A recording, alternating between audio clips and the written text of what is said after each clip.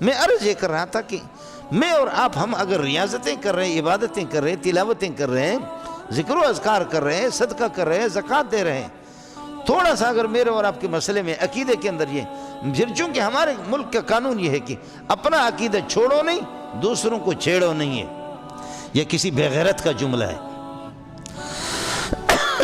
اپنا عقیدہ چھوڑو نہیں، دوسروں کو چھیڑو نہیں،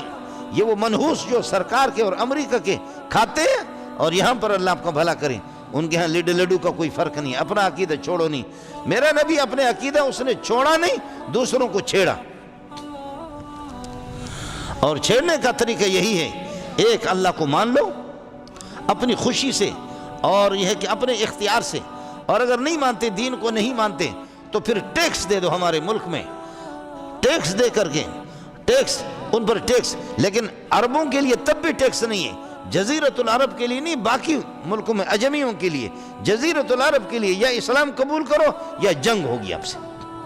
جزیرۃ العرب کے لیے یہ بھی نہیں تھا، صرف باقی کے لیے یا اسلام قبول کر لو